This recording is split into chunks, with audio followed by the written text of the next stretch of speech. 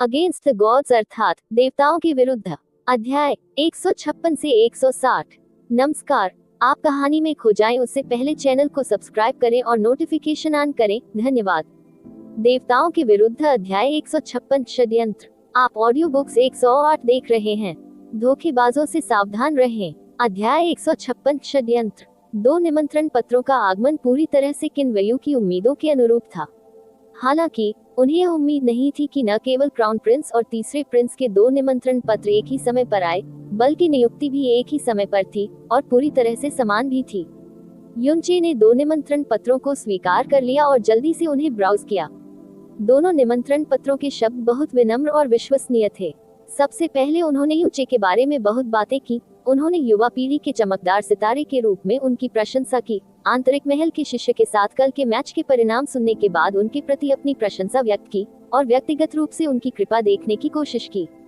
परिणाम स्वरूप उन्होंने क्रमशः उसे जन्मदिन भोज और पशु युद्ध सम्मेलन में आमंत्रित किया, जो 10 दिनों के बाद दोपहर में होता था, और उसे उपस्थित होने का सम्मान करने के लिए कहा। ये देखकर कि युनचे ने पत्रों को देखना समाप्त कर लिया है, किन्वयु ने कहा, मेरा मानना है कि इस तरह के निमंत्रण पत्र प्राप्त करना आपकी अपेक्षाओं के अनुरूप भी था। प्रत्येक शिष्य जो इनर पैलेस शिष्य बनने में सक्षम था, उसे क्राउन प्रिंस और तीसरे राजकुमार दोनों के शिविर में शामिल होने के लिए निमंत्रण प्राप्त होगा। और तो और, कल की लड़ाई से आपकी प्रतिष्ठा इतनी बढ़ गई है कि यह व्यावहारिक रूप से इनर पैलेस के प्रत्येक शिष्य से ऊपर है। इन दोनों निमंत्रण पत्रों का शीघ्र आना मेरी अपेक्षा के अनुरूप ही था। आप क्या करने की योजना बना रहे हैं? प्रशिक्षक किन को क्या लगता है कि मुझे क्या करना चाहिए? युनचे ने निमंत्रण पत्र नीचे रख दिया और उत्तर में एक प्रश्न पूछा। किन्वयु ने अपना सिर हिलाया। आपको चुनने में मदद करना मेरी क्षमता से परे है। आप कमजोर हैं और आपकी कोई पृष्ठभूमि नहीं है। आप दोनों में से किसी को भी अपमानित करने का जोखिम नहीं उठा सकते। मूल रूप से आपके लिए सबसे अच्छा विकल्प ये था कि आप उनके दोनों निमंत्रणों को स्वीकार कर लें, उनके प्रस्तावों पर स्पष्ट और चतुराईपूर्ण रवैया अपनाएं, जबकि किसी को भी अस्वीकार करते हुए भी स्वीकार न करें। हालांकि मुझे नहीं पता कि यह जानबूझकर किया गया है या संयोग से, इन दोनों निमंत्रणों का समय पूरी तरह से समान है। यदि आपको स्वीकार करना है, तो आप केवल एक ही निमंत्रण स्वीकार कर सकते हैं। हालांकि भले ही आपने कोई भी निमंत्रण स्वीकार कर लिया हो, आपने स्पष्ट रूप से अपनी स्थिति दिखा दी होगी और साथ ही उस पार्टी को पूरी तरह से अपमानित किया होगा जिसे आपने स्वीकार नहीं किया था। और यदि आप दोनों में से किसी के पास नहीं जाते हैं, तो इसका मतलब ये समझा जा सकता है कि आप दोनों पक्षों को नीचा दिखा रहे हैं। अगर उस स्थिति में मैं होता, तो मुझे बिल्कुल भी पता नहीं होता कि मुझे क्या करना चाहिए। युनचे ने मुस्कुराते हुए कहा, चाहे जन्मदिन का भोज हो या पशु युद्ध सम्मेलन, मेरे पास विचार करने के लिए अभी भी 10 दिन हैं। चिंता करने की कोई जरूरत नहीं है। मुझे जिस बात की अधिक चिंता है, वह ये है कि मैं ब्लू विंड प्रोफाउंड पैलेस का मात्र एक शिष्य हूँ। जैसा कि आपने कहा था, उस बड़े घेरे में मेरी ताकत बेहद नगण्य है। तो फिर युवराज और तीसरे राजकुमार ने इतनी शालीनता से मुझे क्यों आमंत्रित किया? आपकी वर्तमान व्यक्तिगत ताकत वास्तव में काफी मामूली है। हालांकि वे आपकी व्यक्तिगत ताकत की नहीं, बल्कि आपकी प्रतिष्ठा और आपकी विशाल क्षमता की परवाह करते हैं। शायद आपको इसकी जानकारी न हो, लेकिन कल की लड़ाई के बाद आपका नाम पूरे ब्लू विंड इंपीरियल सिटी में फैल चुका था, और अतिरंजित अफवाहों के विभिन्न संस्करणों के माध्यम से आप एक किंवदंती के करीब हो गए हैं।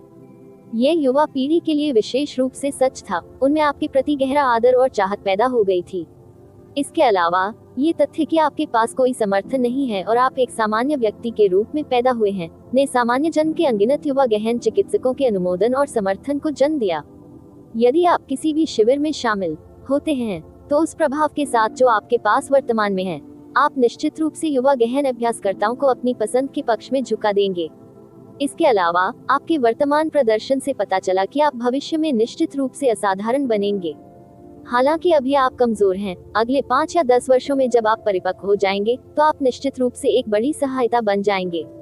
इस प्रकार युवराज और तीसरा राजकुमार दोनों आपको अपने शिविर में लाने की कोशिश करने में कोई कसर नहीं छोड़ेंगे। काफी देर तक सोचने के बाद युनचे ने धीरे से सिर हिलाया। मैं समझता हूँ, आप कैसे चुनेंगे ये पूरी तरह आप पर निर्भर है। हालांकि मुझे आपको याद दिलाना होगा, यदि आप वास्तव में क्राउन प्रिंस या क्राउन प्रिंस में से किसी एक में शामिल होते हैं तीसरे राजकुमार का शिविर, फिर चाहे राजकुमारी कैंग्यू आपके लिए कितनी भी दृढ़ता से महसूस करे, वह फिर भी आपके साथ अपना रिश्ता तोड़ देगी। किन्वयु ने दृढ़ता से युनचे को देखा और फिर भारी कदमों से चला गया। यदि युनचे केवल एक गहन महल का शिष्य होता तो भले ही वह 10 गुना अधिक प्रतिभाशाली होता, वह इतना चिंतित नहीं होता। हालांकि युनचे के राजकुमारी कैंगयू के साथ संबंध के कारण वह इस मामले को हल्के में लेने में असमर्थ थे। युनचे को क्राउन प्रिंस और तीसरे प्रिंस दोनों से निमंत्रण मिलने की जानकारी किसी तरह लीक हो गई थी। एक ने 10 बताया और 10 ने 100 बताया। दोपहर के समय ब्लू विंड प्रोफाउंड पैलेस में व्यावहारिक रूप से हर किसी को इस मामले के बारे में पता था। महल के हर कोने से लोगों को इस विषय पर चर्चा करते हुए सुना जा सकता था। अरे, क्या आपने सुना है कि युनचे को एक ही समय में महामहिम युवराज और महामहिम तीसरे राजकुमार से निमंत्रण मिला था? इतना ईर्ष्यापूर्ण। अगर कोई या तो युवराज या तीसरे के शिविर में शामिल होने में सक्षम हो, राजकुमार चाहे कुछ भी हो, वह जीवन भर महिमा और वैभव का आनंद उठाएगा। टीएस, आप जो चाहें उसकी प्रशंसा कर सकते हैं। कनिष्ठ भाई युनचे जैसे प्रतिभाशाली व्यक्ति के लिए एक ही समय में महामहिम युवराज और महामहिम तीसरे राजकुमार दोनों का ध्यान जाना बिल्कुल उचित है।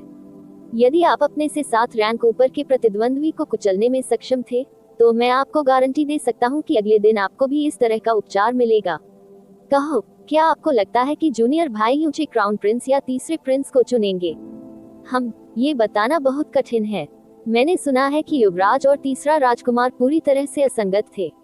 यदि वह गलत व्यक्ति को चुनता है और भविष्य में उसका स्वामी पराजित हो जाता है, तो शायद उसका भी अंत हो सकता है।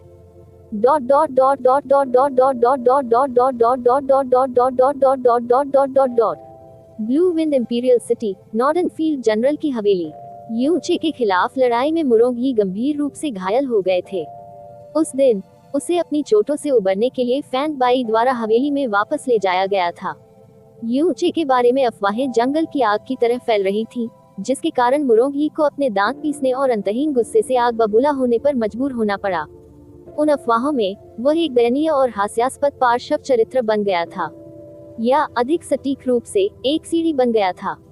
युनचे, मैं तुम्हें मारने जा रहा हूँ, तुम्हें मार डालूंगा। 2 दिन से भी कम समय में मुरोंगी उन शब्दों को 300 से अधिक बार गर्जना कर चुका था, हर बार अपने साथ अपार नफरत लेकर आए। वह चापलूसी और सम्मान के साथ बड़ा हुआ था। ऐसी असाधारण लज्जा और अपमान उसे पहले कभी नहीं मिला था। ये भी पहली बार था कि उसके मन में किसी के प्रति इतनी अधिक द्वेष भावना थी। भाई मुरोंग, एक ऐसी खबर है जो आपके लिए अप्रिय हो सकती है। फैंग बाई अंदर आए और झुकी हुई भौहों के साथ कहा, क्या खबर है? मुरोंगी अपने रोक्शा से उठकर बैठ गया और स्थिर चेहरे के साथ पूछा, क्या ये युनचे के बारे में है? ये सही है। फैंग बाई ने अपनी ठुड्डी पर चुटकी ली क्योंकि उसकी अभिव्यक्ति उदास हो गई थी। मैंने सुना है कि उन्हें आज एक ही समय में क्राउन प्रिंस और तीसरे प्रिंस दोनों से निमंत्रण मिला, जिसमें उनसे क्राउन प्रिंस के 33 वर्षीय जन्मदिन के भोज और तीसरे प्रिंस के जानवर युद्ध सम्मेलन में भाग लेने के लिए कहा गया। Crack crack. मुरोंगी ने कुछ नहीं कहा, लेकिन उसके हाथों से हड्डी चटकने की तेज और तीखी आवाज सुनी जा सकती थी। युवराज, राजकुमार और तीसरी कीमत दोनों ने उस पर जैतून की शाखा फेंकी थी और उसे ऐसे भव्य अवसरों पर आमंत्रित भी किया था। कोई भी बता सकता है कि वे युनचे को कितना महत्व देते थे। हालांकि उन दोनों ने कुछ हद तक इन पैलेस के सभी शिष्यों को लुभाने की कोशिश की थी, लेकिन यह उनके लिए पहली बार था कि उन्होंने किसी को इतने भव्य और महत्वपूर्ण अवसरों पर आमंत्रित किया था। इस तरह युनचे को खुले में पीड़ित करने की कोशिश करना हमारे लिए थोड़ा कठिन होगा। भले ही आपके पिता को व्यक्तिगत रूप से हस्तक्षेप करना पड़े, ये पहले से ही कुछ ऐसा है जिसे वह पूरा नहीं कर सकते, क्योंकि यह क्राउन प्रिंस और तीसरे राजकुमार का सम्मान न करने के समान होगा। फैंग बाई ने उदासीनता से कहा, उसे मरना ही होगा, मरना ही होगा। मुरोंगी हिंसक रूप से दहाड़ने लगा। उसकी हिंसक हरकतों के कारण उसके घाव तुरंत फिर से खुल गए और वह दर्द से कराहने लगा। फैंग बाई ने मुरोंगी पर नजर डाली और कहा, उस स्थिति में आप केवल गुप्त रूप से ही उस पर हमला कर सकते हैं। इतना ही नहीं, हमें इसके बारे में त्वरित होना होगा। बाय, आपको इस मामले में निश्चित रूप से मेरी मदद करनी चाहिए। मुझे अपने जीवन में इस तरह का अपमान कभी नहीं मिला। पूरा जीवन मेरी सारी गरिमा और सम्मान को उस कमीने युनचे ने टुकड़े टुकड़े कर दिया था। मैं अपने गुस्से को कैसे रोक सकता था? मैं उसे सुर्खियों में आने के लिए अपनी गरिमा का इस्तेमाल कैसे करने दे सकती थी? मुरोंगी का पूरा शरीर बेहद गहरे द्वेष से क्रोधित हो उठा। बाय, तुम्हें मेरी मदद करनी होगी। निश्चिंत रहें, हम कई वर्षों से अच्छे भाई रहे हैं। एक भाई के रूप में आपको ऐसा अपमान मिले तो स्वाभाविक रूप से मैं इसे नजरअंदाज नहीं करूंगा। फैंग बाई ने धीरे से कहा, वास्तव में आप कल लड़ाई में बहुत चिंतित थे। आपने शुरू में उससे नंगे हाथों से लड़ाई की और मूल रूप से बराबरी पर थे। उनकी जन्मजात प्रतिभा सचमुच आश्चर्यजनक है। एक सच्चा गहन द्वितीय रैंक वाला वास्तव में आपके स्तर की गहन ताकत प्रदर्शित करने में कामयाब रहा। हालांकि आप लोगों के बीच का अंतर आखिरकार पूरे 7 रैंक का था। हालांकि वह आपके बराबर गहन शक्ति का प्रदर्शन कर सकता है। यदि हम गहन शक्तियों की नींव और गहराई की तुलना करें तो उसकी तुलना आपसे नहीं की जा सकती। यदि आप उससे नंगे हाथ लड़ना जारी रखते तो वह धीरे धीरे आपके हमलों का सामना करने में असमर्थ हो जाता और अंततः गिर जाता। लेकिन जब आप लंबे समय तक उस पर सफलतापूर्वक हमला करने में असमर्थ रहे तो आपने इसके बजाय एक हथियार का इस्तेमाल करने का फैसला किया। मुझसे 7 रैंक नीचे वाले व्यक्ति के खिलाफ जीतने में असमर्थ होने के कारण मैं चिड़चिड़ा कैसे नहीं हो सकता। मुरोंगी ने अपने दांत भींचे और अपना बचाव किया। फैंग बयाई ने जो कहा उससे वह पूरी तरह सहमत थे, और अब जब उन्होंने इसके बारे में सोचा, यदि वे दोनों हथियारों का उपयोग नहीं करते तो निस्संदेह वह विजेता होते। भले ही उसके जीतने का तरीका कुछ हद तक भद्दा होगा, कम से कम उसे ऐसा अपमान नहीं मिलेगा। वास्तव में यूचे की भारी तलवार इतनी भी डरावनी नहीं थी। ये सिर्फ इतना है कि भारी तलवार चलाने वाले बहुत कम हैं और आपके पास भारी तलवार से लड़ने का अनुभव नहीं है। अन्यथा आपके सिल्वर ड्रैगन स्पीयर को यूचे ने अपनी पहली तलवार के वार से इतनी आसानी से कैसे गिरा दिया होगा, और यहाँ तक कि आंतरिक चोटों को भी झेला होगा। आपके सिल्वर ड्रैगन स्पीयर के खोने के साथ आपका दिमाग अव्यवस्थित हो गया और इस प्रकार आप बर्बाद हो गए, पूरी तरह पराजित हो जाओ। मैं पास ही था और जो कुछ हुआ था वह बहुत स्पष्ट था। यूचे का भारी तलवार का हमला वास्तव में उत्कृष्ट था, लेकिन एक भारी तलवार अतुलनीय रूप से भारी होती है। इसके हमले की गति बहुत धीमी थी और यह हर हमले के बाद एक बड़ा छेद भी छोड़ देता है। अपने गहन आंदोलन कौशल के साथ आप आसानी से उसके हमलों से बच सकते हैं और उसके द्वारा छोड़ी गई जगह पर जवाबी हमला कर सकते हैं। यदि आपने ऐसा किया तो यूचे कभी भी आपसे जीत नहीं पाएगा। और पहली बार जब आपका हथियार आमने सामने की टक्कर में उससे टकराया, जो भारी तलवारों का सबसे मजबूत पहलू था, तो आप कैसे नहीं हार सकते। इसके अलावा उस अधिपति की विशाल तलवार का वजन 1950 किलोग्राम है। भले ही आप और मैं हो, हम उस तलवार को आसानी से नहीं घुमा पाएंगे। यूचे ने जो 3 वार किए, मुझे संदेह है कि यही उसकी सीमा है। इसलिए कल आपकी हार वास्तव में यूचे के कारण नहीं, बल्कि आप स्वयं थे। मेरा मानना है कि मेरी बात सुनने के बाद यदि आप दोबारा उससे लड़े तो उसका आपसे जीतना बिल्कुल असंभव होगा। दूसरी ओर अगर यह मैं होता। फैंग बाई की आंखों में एक ठंडी रोशनी चमक उठी। उसने व्यंग्य किया, मुझे उसका जीवन पाने के लिए अधिकतम 3 एक्सचेंजों की ही आवश्यकता होगी। कल की लड़ाई की घटनाओं को याद करते हुए जितना अधिक उसने इसके बारे में सोचा, उतना ही अधिक मुरोंगी को लगने लगा कि फैंग बाई की बातें पूरी तरह से उचित थीं। वह तुरंत पछताने लगा और दांत पीसते हुए उत्तर दिया, आप ठीक कह रहे हैं। अगर मैं उससे दोबारा लड़ सका तो मेरे लिए हारना बिल्कुल असंभव है। लेकिन इस समय मैं पूरी तरह से चोटों से घिरा हुआ हूँ। मैं अपने बिस्तर से नीचे भी नहीं उतर सकता, अन्यथा मैं निश्चित रूप से, व्यक्तिगत रूप से उसे अंग अंग से फाड़ डालूंगा। निश्चिंत रहें, मैं बदला लेने में तुम्हारी मदद करूंगा। ज्यादा से ज्यादा 5 दिनों में मैं तुम्हारे लिए यूचे का सिर लाऊंगा। मैं गारंटी देता हूं कि आपका सारा गुस्सा और आक्रोश पूरी तरह से दूर हो जाएगा। फैंग बाई ने मुस्कुराते हुए कहा। वास्तव में मुरोंगी ने तुरंत उत्साह से अपनी आंखें खोली, लेकिन फिर उसने अपनी भौहें सिकोड़ ली और कहा, लेकिन यूचे को युवराज और तीसरे राजकुमार दोनों से निमंत्रण मिला था।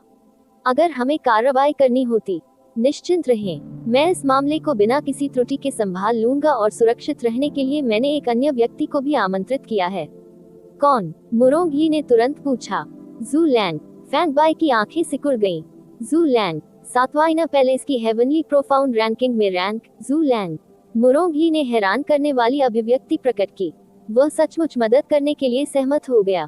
फैंग बाई उदासीनता से हंसे और सिर हिलाया। आप भी इस व्यक्ति के चरित्र को जानते हैं। जब तक हम उसे पर्याप्त लाभ देंगे, वह कुछ भी करने को तैयार रहेगा। इस मामले में उन्होंने 800 बैंगनी गहरे सिक्कों की मांग की। आखिरकार यूचे का वर्तमान प्रभाव बहुत अधिक है। उसे मारते समय एक निश्चित मात्रा में जोखिम उठाना चाहिए। ये सब इस बात पर निर्भर करता है कि भाई मुरोंग ये राशि निकालने को इच्छुक है या नहीं। बिल्कुल कोई समस्या नहीं। मुरोंग की अभिव्यक्ति गंभीर हो गई। जब तक आप उसे बिना कोई निशान छोड़े मार देते हैं और मेरी नफरत को दूर कर देते हैं, 800 बैंगनी गहरे सिक्कों का भी जिक्र नहीं करते, भले ही वे 8000 बैंगनी गहरे सिक्के हों, मैं फिर भी संकोच नहीं करूंगा। अच्छा। फैंग बाई उठ खड़े हुए। उसकी आवाज भी ठंडी और गंभीर हो गई थी। भाई मुरोंग, बस मेरी खुशखबरी का इंतजार करो।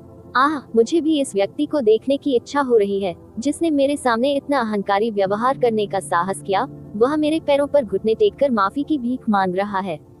हा हा हा हा। देवताओं के विरुद्ध अध्याय 157 प्यार वादा। आप ऑडियो बुक्स 108 देख रहे हैं। धोखेबाजों से सावधान रहें। अध्याय 157 प्यार वादा। रात ढलते ही हवा ठंडी थी। पूरा भीतरी महल शांत था, यहाँ तक कि कीड़ों की चीख भी नहीं सुनाई देती थी। यूचे सुप्रीम प्रोफाउंड हॉल के पीछे स्थित पर्यटन मंडप की छत पर बैठे थे और चांदनी में स्नान करते हुए चुपचाप विचार में डूबे हुए थे। फ्लोटिंग क्लाउड सिटी छोड़े हुए उसे पहले ही 1 साल हो चुका था। उनके मूल जीवन की योजना बहुत सरल थी। वह अपनी गहरी नसों को बहाल करना चाहता था, 3 साल के भीतर कुछ हासिल करना चाहता था, दादाजी और छोटी चाची को मुक्त करने के लिए फ्लोटिंग क्लाउड सिटी लौटना चाहता था और अपनी गरिमा भी वापस पाना चाहता था। इसके बाद उनकी मुलाकात जैस्मिन से हुई और उनकी वजह से उन्हें नई जिंदगी मिली। उसका भाग्य भी उसके साथ जुड़ गया था और उसके जीवन की गति जैस्मिन के कारण उल्टी हो गई थी। लेकिन अब उसके जीवन में एक अतिरिक्त लेंसुएरो आ गई है। लेंसुएरो को पसंद करना एक ऐसी चीज थी जिसके बारे में वह वास्तव में निश्चित था। जब उसने पहली बार उसे देखा तो वह उसके सुंदर रूप और परिष्कृत स्वभाव से बहुत आकर्षित हो गया। आधे साल तक संपर्क में रहने के बाद, खासकर इसलिए क्योंकि उन्होंने एक साथ जीवन और मृत्यु की आपदा का अनुभव किया था, एक दूसरे के लिए उनकी भावनाएं धीरे धीरे परिपक्व हो गई थी। और यह केवल कल तक ही था। क्या उसे पता चला कि लेंसुएरो की असली पहचान कौन है, और यह भी पता चला कि उसे किन चीजों को सहन करना होगा, साथ ही अगर वह उसके साथ रहना चाहता है तो उसे क्या सामना करना पड़ेगा। कल किन वुयू ने जो कहा वह बेहद क्रूर था। हालांकि यूचे इस बात से इनकार करने में असमर्थ था कि उसके द्वारा कहा गया प्रत्येक शब्द निर्विवाद सत्य था। उनकी क्षमता बहुत ही कम थी, हालांकि वह किसी भी व्यक्तिगत द्वेष का ध्यान रखने में सक्षम हो सकता है। शाही घराने के विवादों की ओर, जिसमें 2 विशाल संप्रदाय भी शामिल हैं, अगर उसे अपना रास्ता जबरदस्ती करना है तो समुद्र को भरने के लिए इस्तेमाल की जाने वाली रेत की तरह वह ऐसा करेगा, तुरंत घेर लिया जाएगा और बिना किसी निशान के गायब हो जाएगा। जूनियर ब्रदर यू, तो आप यही हैं। यूचे के पीछे लेंसुएरो की कोमल आवाज सुनाई दी। इसके बाद एक सुगंधित हवा चली और लेंसुएरो पहले ही मंडप की छत पर छलांग लगा चुका था। वह यूचे को देखकर मुस्कुराई। मैं तुम्हें ढूंढने के लिए तुम्हारे क्वार्टर में गया था, तभी पता चला कि तुम जा चुके थे। मुझे उम्मीद नहीं थी कि आप वास्तव में यहाँ बैठकर चांद को निहारने में रुचि लेंगे। क्या कोई चीज आपको परेशान कर रही है? मैं इसे परेशान होना नहीं मानूंगा। यूचे ने आगे देखना जारी रखा। मैं बस एक ऐसे निर्णय के बारे में सोच रहा हूँ जो मेरे जीवन में बहुत महत्वपूर्ण हो सकता है। लेंसुएरो यूचे के बगल में बैठ गई। वह थोड़ा झिझकी और फिर ध्यान से पूछा, जूनियर ब्रदर यून, मैंने सुना है कि आपको एक ही समय में क्राउन प्रिंस और तीसरे प्रिंस दोनों से निमंत्रण मिला है। इसके अलावा निमंत्रण का समय बिल्कुल वही था। क्या आप इस बात को लेकर झिझक रहे हैं कि आपको किसका निमंत्रण स्वीकार करना चाहिए? यूचे ने कोई जवाब नहीं दिया। इसके बजाय उसने पूछा, बड़ी बहन, आपको क्या लगता है मुझे किसका निमंत्रण स्वीकार करना चाहिए? एक युवराज और दूसरा तीसरा राजकुमार, उनमें से कोई भी ऐसा नहीं लगता जिसे मैं मना कर सकूं। लेंसुएरो ने झिझकते हुए कहा। उसके चेहरे पर एक गहरी, जटिल अभिव्यक्ति चमक उठी। मैं आपके निर्णय के बारे में सुनना चाहता हूँ। मेरे पास कोई आपके मामलों में हस्तक्षेप करने का अधिकार। उद्धरण चिन्ह ... मैंने सुना है कि वर्तमान ब्लू विंड इंपीरियल पैलेस परछाइयों की गतिविधियों से उथल पुथल में है। सम्राट इस समय बिस्तर पर हैं, उसके पास जीने के लिए अधिक समय नहीं है। यदि वह एक दिन मर गया तो सभी अस्थिर और छिपी हुई गतिविधियां एक ही बार में भड़क उठेगी। वरिष्ठ बहन, मैं जानना चाहती हूँ, क्या आप चाहती हैं कि मैं इस शाही परिवार के विवाद में शामिल हूँ? यूचे ने शांत और उदासीन भाव से पूछा। नहीं, मैं ऐसा कभी नहीं चाहूंगा। लेंसुएरो ने जल्दी से अपना सिर हिलाया। जूनियर भाई यून, मुझे पता है कि आप उस प्रकार के व्यक्ति नहीं हैं जो सत्ता की लालसा रखते हैं, और आप निश्चित रूप से ऐसा नहीं करेंगे, है ना? क्या होगा अगर मुझे लड़ाई में शामिल होना पड़े? यूचे ने बेहोश होकर पूछा। लेंसुएरो सख्त हो गई और उसकी बड़ी बड़ी आंखों ने घबराकर यूचे को देखा। आपको इस लड़ाई में क्यों शामिल होना चाहिए? आप इस बात से स्पष्ट नहीं है कि शाही परिवार की आंतरिक अस्थिरता और अंतर्धाराएं कितनी खतरनाक और भयानक हैं।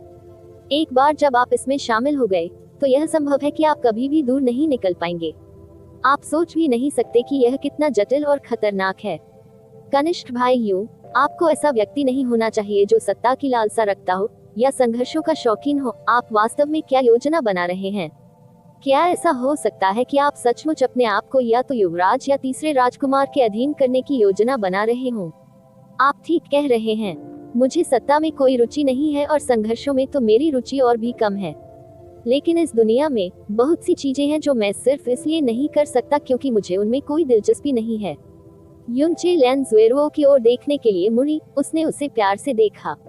बड़ी बहन, क्या मुझे आपको सीनियर सिस्टर ज़ुएरुओ या प्रिंसेस कैंगयू कहना चाहिए? लैन ज़ुएरुओ की खूबसूरत आंखें तुरंत चौड़ी हो गईं क्योंकि उसकी आंखों में तुरंत अशांति और घबराहट दिखाई देने लगी। उसने अपना सिर झुका लिया और हकलाने लगी। तुम्हें पता था? क्या प्रशिक्षक किन ने आपको इसके बारे में बताया? मैंने वास्तव में इसे जानबूझकर आपसे नहीं छिपाया। मैं ही सिर्फ। युनचे ने उसके खत्म होने का इंतजार नहीं किया और बड़बड़ाता रहा। पहली बार जब मैंने तुम्हें देखा, मैं तुम्हारी सौम्य, सुंदर और मनभावन उपस्थिति से मोहित हो गया था। बाद में जब जियो संप्रदाय की शाखा संप्रदाय ने हमला किया, तो आपने मुझे बचाने के लिए इसमें शामिल होने के खतरों को जोखिम में डाला। उसके बाद आप व्यक्तिगत रूप से शाखा संप्रदाय के लिए रवाना हो गए और हम एक साथ अपनी जान बचाने के लिए भाग गए। फिर हम ब्लू विंड इंपीरियल सिटी पहुंचे और ब्लू विंड प्रोफाउंड पैलेस में प्रवेश किया। आप हमेशा सावधानी पूर्वक व्यवस्था और देखभाल कर रहे थे सब कुछ। यदि यह आपके लिए नहीं होता, तो मैं पहले ही जियो ज़ेहे द्वारा मार दिया गया होता, या शायद मैं एक आवारा बन गया होता, या शायद मैं अभी भी अपने जीवन के लिए भाग रहा होता, जबकि भोजन के लिए हवा और पेय के लिए ओस होती। मेरे पास रहने के लिए इतनी स्थिर जगह कैसे होगी? तुमने मेरे लिए बहुत कुछ किया, और मुझे लगा कि ऐसा इसलिए हुआ क्योंकि तुम मुझे पसंद करते हो। मैंने भी आपके साथ बिताए हर पल का आनंद लिया। कल तक, जब मुझे निमंत्रण पत्र मिले, प्रशिक्षक किन ने मुझे सब कुछ बताया। तभी मुझे पता चला कि जिस कारण से आपने मेरे साथ विशेष रूप से अच्छा व्यवहार किया, जिस कारण से आप व्यक्तिगत रूप से जियो संप्रदाय की शाखा संप्रदाय में गए, जिस कारण से आप मुझे ब्लू विंड इंपीरियल सिटी में लाए, ये सब इसलिए था क्योंकि आप मेरी योग्यता और क्षमता के प्रशंसक थे। ये सब आपके शाही पिता की एकल इच्छा को पूरा करने और मुझे ब्लू विंड रैंकिंग टूर्नामेंट में शाही परिवार का प्रतिनिधित्व करने के लिए किया गया था।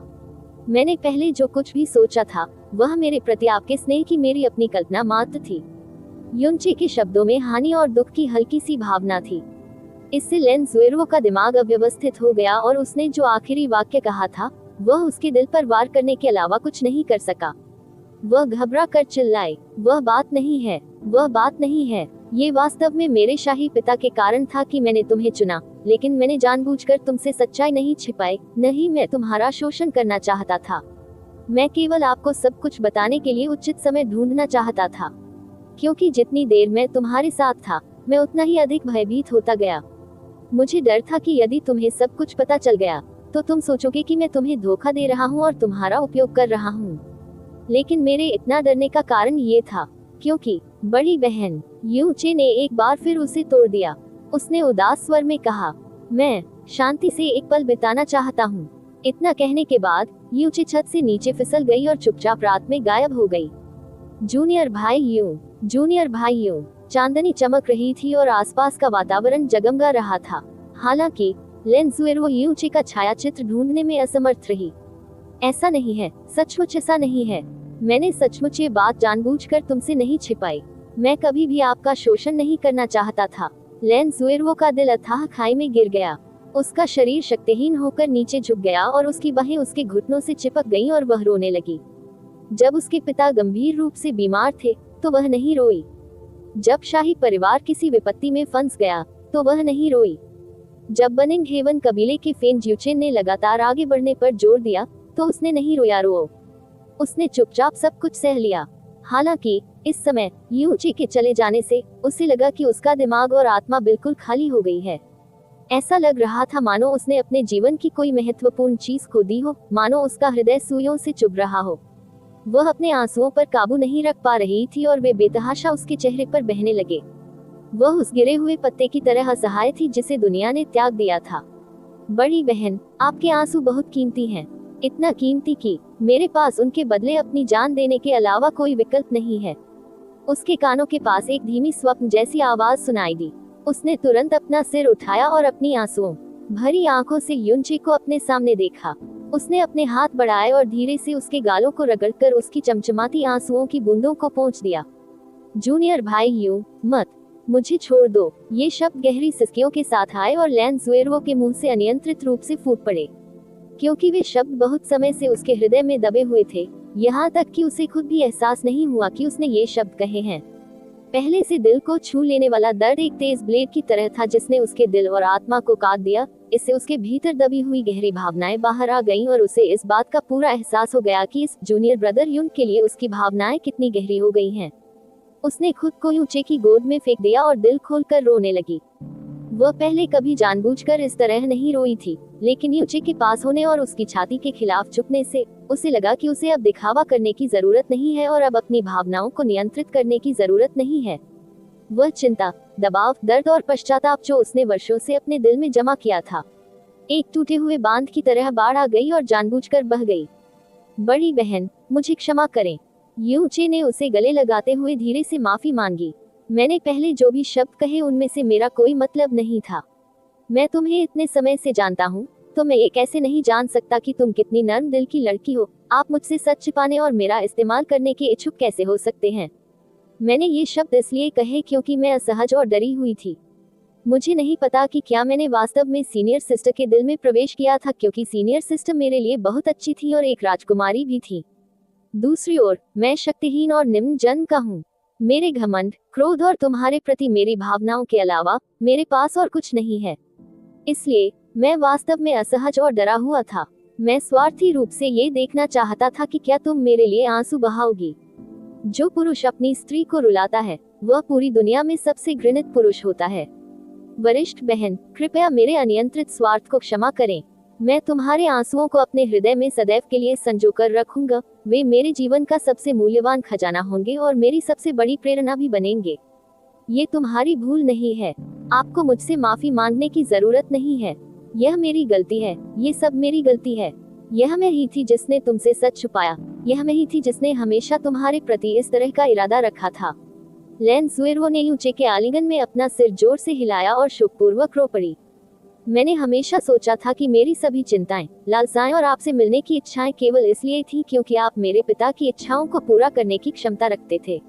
अभी अभी जब आप मेरी तरफ से गायब हो गए तो मुझे एहसास हुआ कि मैं ऐसा नहीं कर सकता, अब खुद को तुमसे अलग कर दूं।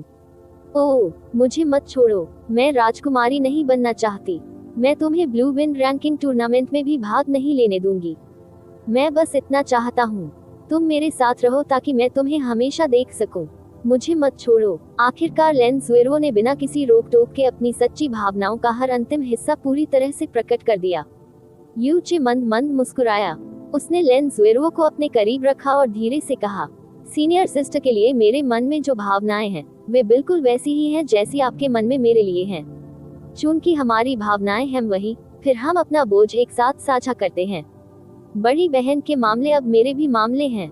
अगर मैं सीनियर सिस्टर की इतनी छोटी सी इच्छा भी पूरी नहीं कर पाऊंगा, तो मैं सीनियर सिस्टर के प्यार के लायक कैसे हो सकता हूँ? मैं ब्लू विंड रैंकिंग टूर्नामेंट में भाग लूंगा और ब्लू विंड इंपीरियल में भी भाग लूंगा। परिवार की उलझने, मुझे अभी मत रोको। मैंने पहले कहा था कि मैं अपने जीवन में एक बहुत महत्वपूर्ण निर्णय ले रहा हूँ, और यह मेरा निर्णय है। भले ही मैं वर्तमान में एकमात्र चील का बच्चा हूँ, मुझे समय दीजिए और मैं एक दिन पन प्राप्त कर लूंगा। कृपया मुझे आपको बारिश से बचाने के लिए अपने पंखों का उपयोग करने का अवसर दें। भले ही मौसम बहुत अस्थिर हो और मैं आपको आश्रय नहीं दे सकता, फिर भी मैं वरिष्ठ बहन को ले सकता हूँ और उड़ सकता हूँ। हम अस्थिर मौसम की इस भूमि को हमेशा के लिए छोड़ सकते हैं और एक बार फिर ऐसी जगह की तलाश कर सकते हैं जो केवल हमारी हो। यह मेरे लिए विशेषाधिकार है क्योंकि मुझे सीनियर बहन पसंद है। भले ही वह सीनियर सिस्टर हो, फिर भी आप इसे मुझसे नहीं छीन सकते। लैंज़ुएरो ने कोई जवाब नहीं दिया। उसने केवल अपनी सिसकियों और हिंसक रूप से कांपते कंधे को नियंत्रित करने की पूरी कोशिश की। जिस आदमी के साथ वह बैठी थी उसका कंधा बड़ा या चौड़ा नहीं था, लेकिन इससे उसे गर्मजोशी और सहजता का एहसास हुआ। उसे ऐसा महसूस हुआ जैसे वह एक भटकती और बेघर बत्तख थी जिसे अंततः अपना सबसे गर्म घर मिल गया था। दोनों मंडप की छत के ऊपर एक दूसरे से चिपक कर बैठ गए और चांदनी में एक साथ नहाए। काफी देर तक दोनों में से किसी ने बात नहीं की। आंसुओं, आरोपों और वादों ने दोनों को अलग करने वाली आखिरी परत को पूरी तरह से गायब कर दिया। उनके दिल अविभाज्य और निकटता से जुड़े हुए थे क्योंकि वे एक दूसरे की हार्दिक इच्छाओं को सुनते थे। कल मुझे अपने शाही पिता से मिलने ले चलो, ठीक है? मत भूलो। तुम्हारा आदमी वास्तव में एक प्रतिभाशाली डॉक्टर है और ऐसी कोई बीमारी नहीं है जिसे वह ठीक नहीं कर सकता। एमेन, लेन ज़ुएर्वो ने यूचे के कंधे पर झुकते हुए धीरे से उत्तर दिया। जैसे ही उसके मुंह का कोना थोड़ा ऊपर उठा, उसने अपनी आंखें बंद कर ली। उसकी आंखों के किनारों पर आंसू हैं, उसकी सुंदरता अतुलनीय है। देवताओं के विरुद्ध अध्याय 158 चिकित्सा संत। आप ऑडियो बुक्स 108 देख रहे हैं। धोखेबाजों से सावधान रहें। अध्याय 158 चिकित्सा संत। दूसरे दिन की सुबह यूचे लेन ज़ुएर्वो के पीछे पीछे ब्लू विंड इंपीरियल पैलेस तक गई। यह इस जीवन में पहली बार था जब उसने शाही महल में प्रवेश किया था। यूचे को कमोबेश विलासितापूर्ण परिवेश से अभिभूत होने का एहसास था। शाही महल की वास्तुकला स्वाभाविक रूप से शानदार थी। सुनहरे रंग की टाइलें हर दिशा में धूप के नीचे चमक रही थीं और सीधे यूचे की आंखों को चकाचौंध कर रही थी। लेन ज़ुएर्वो अभी भी सादे कपड़े पहने हुए थी। उसे बाहर के लोग तो नहीं, लेकिन शाही महल के भीतर ही पहचानते होंगे। शाही परिवार की एकमात्र राजकुमारी से कौन परिचित नहीं होगा। वे जहाँ भी जाते थे, हर अंगरक्षक और महल की नौकरानी लेन ज़ुएर्वो को देखते ही तुरंत झुक जाती थी और सम्मानपूर्वक उसे राजकुमारी कैंग यू कहती थी। लेन ज़ुएर्वो के साथ चलते समय यूचे को खुद को छिपाने या बिल्कुल भी कपड़े पहनने की जरूरत नहीं थी। शाही महल के भीतर युवराज और तीसरे राजकुमार की कई आंखें थीं। शाही महल में प्रवेश करने के लिए लेन ज़ुएर्वो का पीछा करने की इस घटना के बारे में निश्चित रूप से क्राउन प्रिंस और तीसरे राजकुमार को बहुत पहले ही पता चल जाएगा, लेकिन यूचे को इस मामले की परवाह नहीं थी। इसके विपरीत, अगर उसने खुद को छिपाया और खबर सामने आई कि राजकुमारी कैंग यू एक अपरिचित व्यक्ति को सम्राट से मिलने के लिए शाही महल में लाई थी और क्राउन प्रिंस और तीसरा राजकुमार इस व्यक्ति की जांच नहीं कर सके, तो इससे लेन ज़ुएर्वो को संभावित रूप से असुविधा हो सकती थी। शाही महल बहुत विशाल था। जैसे ही लेन ज़ुएर्वो चली, उसने यूचे को शाही महल की महत्वपूर्ण संरचनाओं से भी परिचित कराया। अनजाने में वे पहले ही एक भव्य और भव्य महल के सामने पहुंच चुके थे। यहाँ मेरे पिता का कक्ष है, लेन ज़ुएर्वो ने थोड़ा घबराए हुए भाव से कहा। यह ऐसा था जैसे वह एक सामान्य लड़की थी जो अपने प्रिय को अपने माता पिता के पास ला रही थी और घबराई हुई थी कि उसे अपने माता पिता की स्वीकृति नहीं मिलेगी। महल की ओर जाने वाले मार्ग के दोनों ओर एक बड़ा तालाब था। जैसे ही तालाबों में कमल के फूल खिले, उसका साफ पानी लहरों में लहराने लगा। हरी विलो पानी के साथ साथ बह रही थी और कमल के फूल हवा की ओर देखकर थोड़ा झुक गए थे, जिससे हवा में हल्की सी मिठास घुल गई थी। मन, चलो अंदर चलते हैं। लेन ज़ुएर्वो की तुलना में यूचे था अप्रत्याशित रूप से बहुत शांत।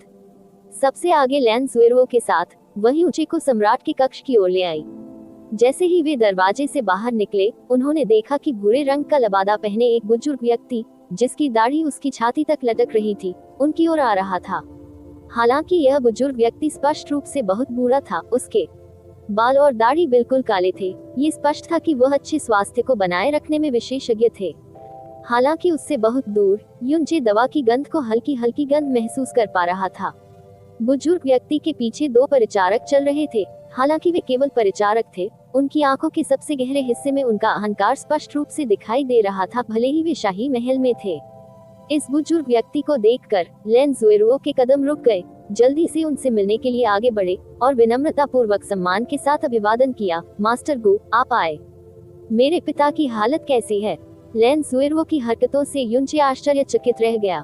जिस तरह से इस बुजुर्ग व्यक्ति ने कपड़े पहने थे, उससे ये स्पष्ट था कि वह शाही परिवार का व्यक्ति नहीं था, लेकिन राजकुमारी के रूप में अपनी भव्य पहचान के साथ उसने अप्रत्याशित रूप से उसका स्वागत करने की पहल की और यहाँ तक कि एक साधारण अभिवादन भी किया। जैसे ही लेन ज़ुएर्वो ने दो शब्द मास्टर गू कहे, यूचे की भौहें थोड़ी हिल गईं। उसे तुरंत किसी की याद आई। तो यह आपकी महारानी राजकुमारी थी। बुजुर्ग व्यक्ति ने हंसते हुए और बहुत ही मिलनसार चेहरे के साथ बारी बारी से सलाम किया। आज सुबह मुझे सम्राट का सम्मन मिला, इसलिए मैं देखने आया हूँ। पिछली रात की हवा ठंडी थी और सम्राट को थोड़ी ठंडक का सामना करना पड़ा। ये पहले से ही कोई मुद्दा नहीं है। जहाँ तक सम्राट की जीवन रगों का सवाल है, कृपया इस बूढ़े को उसकी अक्षमता के लिए क्षमा करें। मुझे अभी भी इससे निपटने का कोई रास्ता नहीं मिला है। मास्टर गू, कृपया इस तरह से न बोलें। मेरे पिता की जीवन नसें पहले ही मरम्मत से परे क्षतिग्रस्त हो चुकी हैं और इस दुनिया में इसका कोई इलाज नहीं है। अगर मेरे पिता इन वर्षों में मास्टर गू की देखरेख में नहीं थे, तो मुझे डर है। संक्षेप में, मास्टर गू को खुद को दोष नहीं देना चाहिए। कैंग यू ने एक बार फिर मास्टर गू को इस दयालुता के लिए धन्यवाद दिया। लेन ज़ुएर्वो ने कृतज्ञतापूर्वक कहा, जब राजकुमारी कैंग यू इसे इस तरह से कहती है, तो यह वास्तव में इस पुराने की अत्यधिक प्रशंसा कर रही है। महामहिम, कृपया निश्चिंत रहें, ये बूढ़ा निश्चित रूप से सम्राट के स्वास्थ्य को सुनिश्चित करने की पूरी कोशिश करेगा। सम्राट अब बिस्तर पर जाने वाला है, इसलिए यदि महामहिम सम्राट को देखना चाहते हैं तो जल्दी से इस पुराने में प्रवेश करे, कोई अपनी छुट्टी ले लेगा। ध्यान रखें, मास्टर गू। बुजुर्ग व्यक्ति ने एक दवा का संदूक उठाया और अपने परिचारकों के साथ चला गया। जब तक वह चला नहीं गया तब तक लेंजुएरो ने अपनी आंखों से उसका पीछा किया। इस बुजुर्ग व्यक्ति के प्रति उनके मन में कितना सम्मान था, ये देखा जा सकता है। जब बुजुर्ग आदमी बहुत दूर था तभी उसने अपनी नजर वापस युनचे की ओर की। उसने समझाया, वह मास्टर गू है जिसका मैंने पहले उल्लेख किया था। इन कुछ वर्षों में मेरे पिता की बीमारी का इलाज उनके द्वारा किया जा रहा था। मास्टर गू की वजह से ही मेरे पिता अब तक मौत से संघर्ष कर पाए हैं। क्या उनकी चिकित्सा विशेषज्ञता इतनी मजबूत है? युनचे ने अपनी ठुड्डी को अपने हाथ पर रखते हुए लापरवाही से पूछा। मास्टर गू क्यूहोंग इस साल पहले से ही 160 साल के हो गए हैं। मेडिकल सेंट की उपाधि के साथ उनकी चिकित्सा विशेषज्ञता ब्लू विंड एम्पायर में सर्वश्रेष्ठ है। वह सार्वजनिक रूप से नंबर 1 प्रतिभाशाली डॉक्टर के रूप में पहचाने जाते हैं। इसके अलावा न केवल मास्टर गू की चिकित्सा विशेषज्ञता बहुत ऊंची है, वह गहन प्रवेश द्वार खोलने की कला भी जानते हैं। वह गहन चिकित्सकों को सूरजमुखी ओस, रिक बीच और हृदय द्वार के 3 गहन प्रवेश द्वारों को खोलने में मदद करने में सक्षम है। मास्टर गू को अपने गहन प्रवेश द्वार खोलना व्यावहारिक रूप से ब्लू विंड साम्राज्य के हर एक गहन अभ्यासकर्ता का सपना है। यहाँ तक कि 4 प्रमुख संप्रदायों ने भी मास्टर गू को हमेशा एक प्रतिष्ठित अतिथि के रूप में माना है। हर साल वे सम्मानपूर्वक मास्टर गू से अपने संप्रदाय के मुख्य शिष्यों के लिए गहन प्रवेश द्वार खोलने का अनुरोध करते थे। इसलिए मास्टर गू ब्लू विंड इंपीरियल सिटी में बेहद प्रसिद्ध है। उन लोगों की संख्या अनगिनत है जो उनसे अनुरोध करते हैं, उनके प्रति अपने जीवन के ऋणी हैं और उन पर उपकार करते हैं। इस प्रकार कभी कोई ऐसा नहीं था जो मास्टर गू को अपमानित करने का साहस करेगा। अन्यथा ऐसे अनगिनत लोग होंगे जो मास्टर गू के साथ जुड़ने की पहल करेंगे, जिनमें 4 प्रमुख संप्रदाय शामिल हैं: Heavenly Sword Villa, Frozen Cloud Asgard, जियो संप्रदाय और बनिंग हेवन कबीला। ये कहते हुए लेनेजुएरो का चेहरा श्रद्धा से भरा था। मास्टर गू के प्रति उसके मन में स्पष्ट रूप से कुछ प्रशंसा थी। चिकित्सकीय संत युनचे के मुंह के कोने पीछे की ओर झुक गए, जिससे थोड़ा तिरस्कारपूर्ण भाव प्रकट हुआ। चिकित्सा संत उनके गुरु की उपाधि थी और उनके दिल में, चूंकि उनके गुरु एक चिकित्सा संत थे, दुनिया में कोई और नहीं था जो चिकित्सा संत की उपाधि के लिए उपयुक्त हो। यह मास्टर गू कैसा है?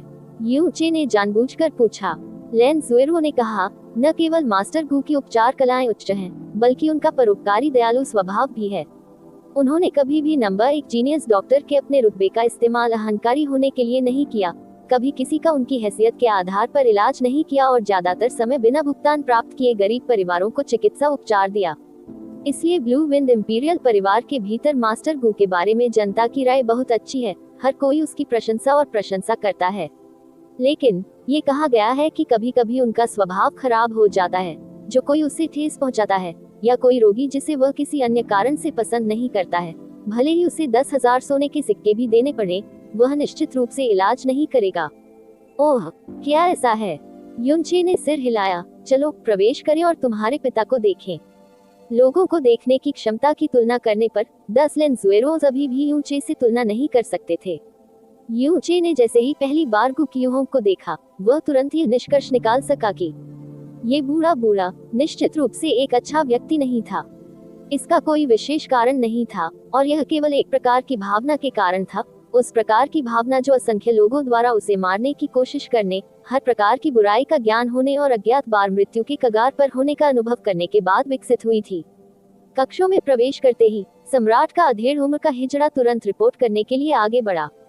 3 साल पहले जब पिताजी अचानक बीमार पड़ गए, तब से वह अपना अधिकांश समय अपने कक्ष में ही बिताने लगे और शायद ही कभी बाहर जाते थे। क्योंकि पिताजी का स्वास्थ्य बहुत खराब था, वे हवा की थोड़ी सी भी ठंड सहन करने में असमर्थ थे। अगर उसे कोई छोटी मोटी बीमारी भी हो जाए, तब भी यह उसके जीवन के लिए खतरा हो सकता है। लेंजुएरो ने दुखी होकर कहा, पिताजी जिस स्थिति में थे, वह अब राष्ट्र के मामलों का प्रबंधन करने में सक्षम नहीं थे। लेकिन मेरे सबसे बड़े शाही भाई और तीसरे शाही भाई ने अविवेकपूर्ण कार्य करना शुरू कर दिया और उन्हें घर में भेड़ियों का नेतृत्व करना पड़ा। बाद में न केवल वे पिता के प्रति असम्मानजनक थे, बल्कि उन्होंने कभी कभी पिता के साथ जबरदस्ती करने की भी कोशिश की। जिससे पिता के लिए उनमें से किसी एक को सिंहासन सौंपना असंभव हो गया। उसके पास अपने जीवन को दिन ब दिन रुकने के अलावा और कोई विकल्प नहीं था। चिंता मत करो, यू चे ने हल्के से लैन ज़ुएरुओ का हाथ पकड़ लिया और उसे सांत्वना दी।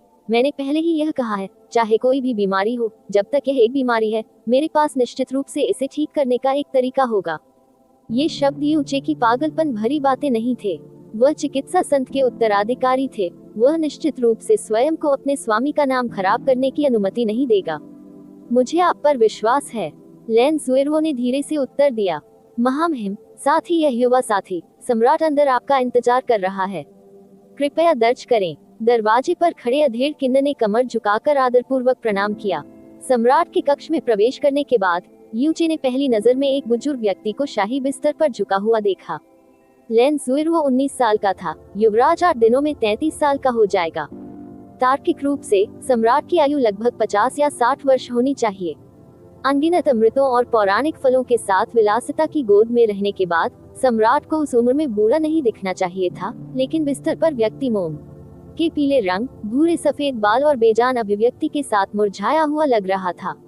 वह अपनी युवावस्था पार कर चुके 80 साल के बुजुर्ग की तरह दिखते थे। यू चे की भौहें अचानक ऊपर उठ गईं। ये है पिता। कैन वानहे कितना बुरा लग रहा था, ये देखकर लैन ज़ुएरुओ का दिल दुख गया। वह जल्दी से बिस्तर की ओर दौड़ी और चिंतित होकर पूछा, अभी एक क्षण पहले चैम्बर के दरवाजे के सामने हमारी मुलाकात मास्टर गू से हुई। उन्होंने कहा कि कल रात तुम्हें फिर से सर्दी लग गई। अब तुम्हें कैसा महसूस हो रहा है? क्या ये थोड़ा बेहतर है? हे, कैन वानहे ने लैन ज़ुएरुओ की ओर स्नेहपूर्वक देखा। आजकल वह केवल इस बेटी से माता पिता होने की गर्माहट महसूस कर सकते हैं। अब ये कोई मुद्दा नहीं है। हमें डर था कि तुम फिर से अत्यधिक चिंतित हो जाओगे, इसलिए हमने आपको नहीं बताया। ये जिस व्यक्ति को आप अपने साथ लाए हैं, क्या आपको उसका परिचय नहीं देना चाहिए? यू चे आगे बढ़े और उनके हाथ पकड़ लिए। ब्लू विंड प्रोफाउंड पैलेस इन पैलेस के शिष्य यू चे महामहिम को अपना सम्मान देते हैं।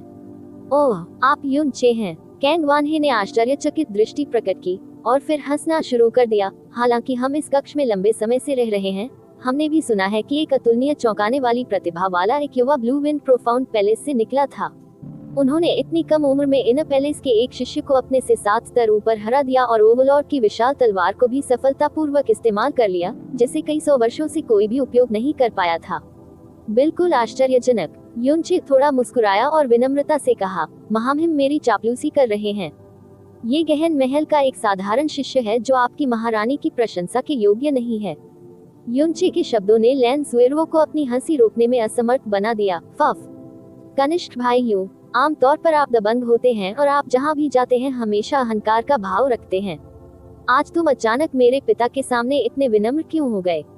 जब कैन वानहे ने पहले यू चे का नाम सुना था, तो उसके मन में उसके लिए थोड़ी सी प्रशंसा ही हुई थी। हालांकि जैसे ही लैन ज़ुएरुओ के शब्द उसके मुंह से निकले, कैन वानहे का यू चे को देखने का तरीका तुरंत बदल गया। वह अपनी बेटी को बहुत अच्छी तरह से जानता था। ये पहली बार था जब उसने अपनी बेटी को किसी युवा पुरुष को इस तरह स्वाभाविक रूप से छेड़ते देखा था। नीली पवन सम्राट के रूप में उनकी आंखें अत्यंत पैनी थीं। जब लैन ज़ुएरुओ ने बात की, जिस तरह से उसने यून चे को देखा, कैन वानहे ने देखा कि कुछ बिल्कुल वैसा नहीं था।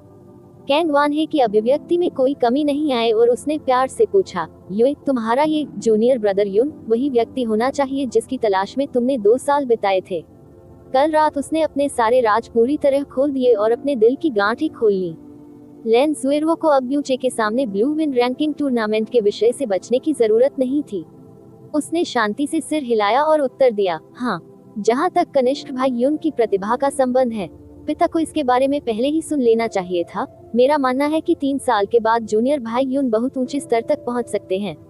उसके पास निश्चित रूप से शीर्ष 100 में प्रवेश करने की संभावना है। लेकिन जिस कारण से मैं आज जूनियर भाई यून को यहाँ लाया हूँ, वह सिर्फ उसे आपसे परिचित कराने के लिए नहीं है।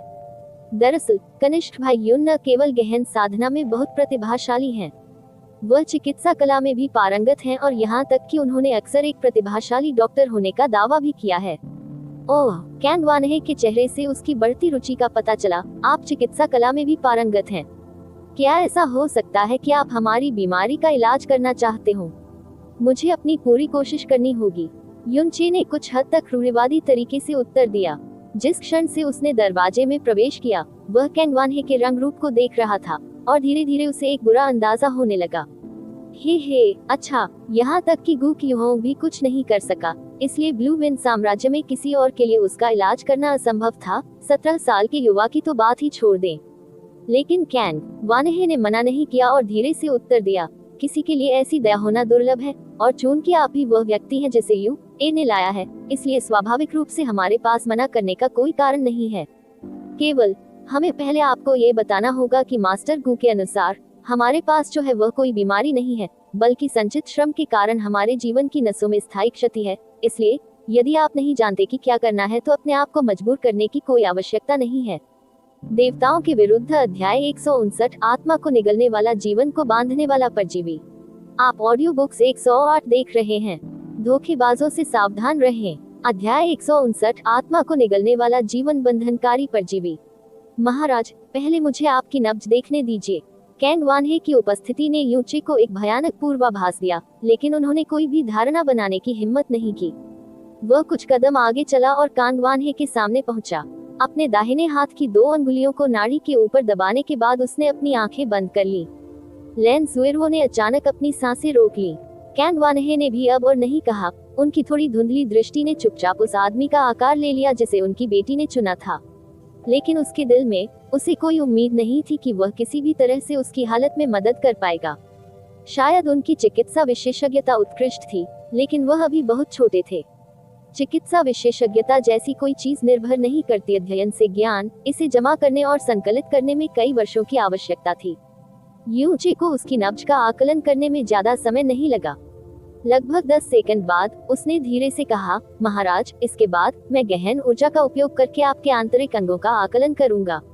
कृपया विरोध न करें। ठीक है, बस आगे बढ़ें और अपना सर्वश्रेष्ठ प्रदर्शन करें। हम पहले ही कह चुके हैं कि आप ही वह व्यक्ति हैं जिसे यूए अपने यहाँ लाया था। हम निश्चित रूप से आप पर भरोसा कर सकते हैं। कैंग वानहे ने सिर हिलाया। इसके तुरंत बाद यूचे ने बहुत कम मात्रा में गहन ऊर्जा छोड़ी जो कांग वानहे के आंतरिक अंगों से प्रवाहित हुई। वह भी बहुत देर तक जारी नहीं रह सका और जल्द ही अपनी गहरी ऊर्जा वापस ले ली। फिर उसने जटिल भाव के साथ अपनी आंखें खोली। कैसा है? लैन जुएर्वो ने जल्दी से पूछा। हालांकि यूचे के अवलोकन का कुल समय 1 मिनट से अधिक नहीं था, लेकिन ये किसी को भी स्पष्ट था कि एक बीमारी जिसने गू क्यूहोंग को भी असहाय बना दिया था, संभवतः 17 वर्षीय युवा के संक्षिप्त अवलोकन से उसका निदान नहीं किया जा सकता था। लेकिन एक युवा लड़की जिसका दिल किसी पुरुष का हो, उसे हमेशा अपने ही पुरुष के प्रति एक प्रकार का अंधविश्वास रहेगा, चाहे कुछ भी हो। ब्लू मून प्रिंसेस शीर्षक वाली लैन जुएर्वो भी उस तरह की लड़की की मानसिकता से मुक्त नहीं हो सकी। यूचे थोड़ी देर के लिए चुप रहा और फिर पूछा, महाराज, क्या आपके सीने पर कोई निशान है जो बहुत लंबा नहीं होना चाहिए? यदि है, तो क्या इसे लगभग 3 वर्ष पहले वहां छोड़ा गया था? कैंग वानहे ने इसके बारे में कुछ देर सोचा और फिर सिर हिलाया जब उनके शिष्यों ने आश्चर्य व्यक्त किया। ये सही है।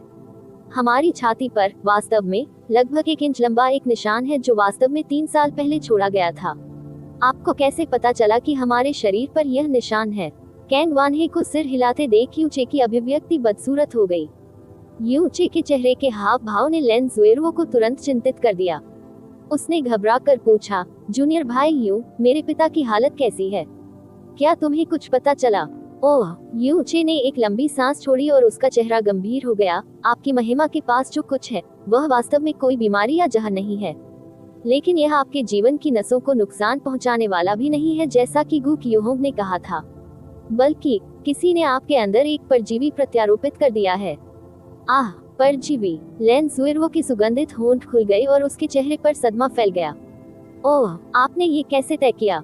फिर भी कैंग वानहे शांत और उदासीन था। ये बिल्कुल स्पष्ट था कि उसे यूचे की बातों पर विश्वास नहीं था। ऐसा इसलिए नहीं था क्योंकि उसे यूचे पर भरोसा नहीं था, बल्कि इसलिए था क्योंकि वह गू क्यूहोंग पर और भी अधिक भरोसा करता था। इन पिछले 3 वर्षों में गू क्यूहोंग की देखरेख में उनके शरीर की स्थिति स्थिर रही।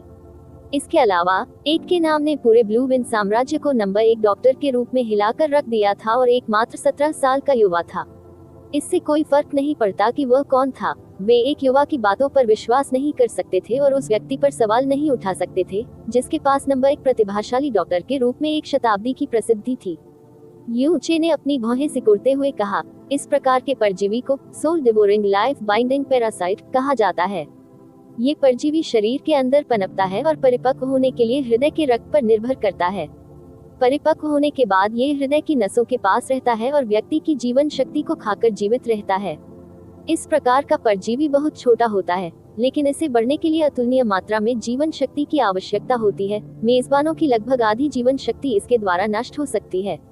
इन कुछ वर्षों में महामहिम का स्वास्थ्य तुलनात्मक रूप से कमजोर होने के साथ साथ अत्यधिक तेजी से उम्र बढ़ने का कारण यह है कि आपकी जीवन शक्ति का पूरा आधा हिस्सा इस soul devouring life binding parasite ने निगल लिया था। कैंग वानहे की अभिव्यक्ति पहले की तरह शांत थी। फिर उन्होंने संदेह का एक निशान प्रकट किया, अगर यह वास्तव में वैसा ही है जैसा आप कहते हैं, तो हमारे शरीर में प्रत्यारोपित किया गया ये दुर्जेय परजीवी गुकियोहोंग द्वारा अनदेखा नहीं किया गया है, जिनकी चिकित्सा विशेषज्ञता बहुत पहले से ही सर्वश्रेष्ठ रही है। ये संभव होगा यदि आप कहें कि वह पहले उपचार में इसका पता लगाने में सक्षम नहीं था, लेकिन इन 3 वर्षों में गुकियोहोंग कई दर्जन बार हमारा इलाज कर चुका है। ये बहुत कम संभावना है कि वह हर बार इसकी खोज करने में असमर्थ रहे। यूं चे, क्या ऐसा हो सकता है कि तुमने कहीं कुछ गलत समझा हो? असंभव। युनचे ने बिना किसी हिचकिचाहट के अपना सिर हिला दिया। बिल्कुल असंभव। मैं जानता था कि महामहिम निश्चित रूप से मुझ पर विश्वास नहीं करेंगे, इसलिए कृपया मुझे इसे आपके सामने साबित करने का मौका दे महामहिम। मुझे आपकी छाती पर लगे उस निशान को काटने की अनुमति दीजिए। मैं महामहिम की आंखों के सामने परजीवी को प्रकट करूंगा। कैंग वानहे ने तुरंत अपनी भौहें सिकोड़ ली। उसका शाही शरीर कितना महान था। वह एक छोटे से बच्चे को अपना शरीर कैसे काटने दे सकता था? इससे पहले कि वह कुछ कहता, लेन ज़ुएरो ने पहले ही अपना मुंह खोल दिया था। पिताजी, मैं जूनियर यू पर विश्वास करता हूँ, और उससे भी अधिक उसके चरित्र पर विश्वास करता हूँ। वह कभी भी ऐसा कुछ नहीं करेगा जिससे पिता के शरीर को नुकसान पहुँचे। पिता की बीमारी शुरू से ही कभी बेहतर नहीं हुई। मास्टर गो भी कुछ नहीं कर सके।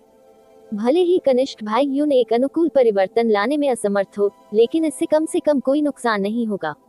सम्राट के शरीर पर चीरा लगाना स्वाभाविक रूप से कोई छोटी बात नहीं थी, लेकिन लेन ज़ुएरो ने फिर भी बिना किसी हिचकिचाहट के कैंग वानहे को मना लिया।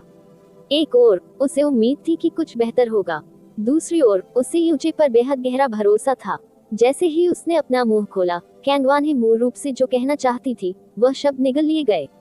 उसने धीरे से अपना सिर हिलाया। ठीक है, फिर भले ही तुमने इस घाव को व्यर्थ में काट दिया, लेकिन तुम्हें घबराने और इसके लिए खुद को दोषी ठहराने की जरूरत नहीं है। युनचे ने सिर हिलाया और फिर कुछ नहीं बोला। उसने कैंग वानहे के सीने के आसपास के कपड़ों को खींचकर अलग कर दिया। उसके दिल के पास वाले हिस्से पर सचमुच 1 इंच लंबा निशान था। इतना लंबा समय बीत चुका था, इसलिए ये निशान काफी हल्का हो चुका था। हालांकि यह अभी भी स्पष्ट रूप से देखा जा सकता है। युनचे ने अपनी उंगली आगे बढ़ाई और गहन ऊर्जा उसकी उंगलियों की ओर दौड़ पड़ी। जैसे ही वह कैंग वानहे की छाती की ओर कटने की तैयारी कर रहा था, उसकी गति थोड़ी धीमी हो गई, क्योंकि एक क्षण पहले उसे लगा कि एक गहन ऊर्जा ने खुद को मजबूती से बंद कर लिया है।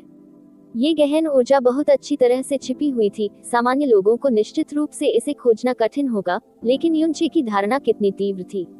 इतना ही नहीं, उन्होंने ये भी महसूस किया कि यह गहन ऊर्जा एक अतुलनीय रूप से भयानक जानकारी के साथ आई थी। ताकत कम से कम स्काई प्रोफाउंड दायरे की थी। आश्चर्य के क्षण के बाद युनचे तुरंत शांत हो गया। कैसे सम्राट के पास अपनी सुरक्षा के लिए शीर्ष विशेषज्ञ नहीं थे, लेकिन वह इस सम्राट को नुकसान पहुंचाने की कोशिश नहीं कर रहा था, इसलिए उसे परिणामों का जरा भी डर नहीं था। जैसे ही उसकी उंगली ने कैंग वानहे की छाती को हल्के से काटा, सीधे 1 इंच लंबा निशान कट गया और खून की बूंदें तेजी से बाहर निकल गईं। युनचे ने फिर तुरंत अपना दूसरा हाथ कट पर रखा और ध्यान से अपनी फीनिक्स की लौ ऊर्जा को प्रवेश करने दिया। एक पल में उसे वह स्थान मिल गया जहां soul devouring life binding parasite छिपा हुआ था। परजीवी स्वाभाविक रूप से आग से डरते हैं, और फीनिक्स फ्लेम आग की लपटों का राजा बन गया। भयभीत soul devouring life binding parasite तुरंत विपरीत दिशा में भाग गया, जहां फीनिक्स फ्लेम था, और युनचे द्वारा उसे धीरे धीरे घाव की स्थिति की ओर आकर्षित किया गया। यह बाहर आ रहा है। युनचे ने अपनी आंखें खोली और धीरे से कहा। उसकी आवाज कम होने के बाद कैंग वानहे की छाती पर घाव अचानक असामान्य रूप से हिलने लगा। बाद में लगभग आधा इंच लंबा एक पतला, पूरी तरह से सुनहरा परजीवी कीड़ा अपने शरीर का आधा हिस्सा फैला हुआ था और हिंसक रूप से लड़खड़ा रहा था। आह! लेन ज़ुएरो इतनी डरी हुई थी कि वह डर के मारे चिल्लाने लगी। उसके गुलाबी चेहरे का सारा रंग उड़ गया। यहाँ तक कि सम्राट कैंग वानहे भी गूंगा हो गया था, क्योंकि उसका पूरा शरीर अकड़ गया था। हिलना मत। युनचे ने दहाड़ते हुए लैन ज़ुएरो, कैंग वान हे और गुप्त व्यक्ति की सभी संभावित गतिविधियों पर रोक लगा दी।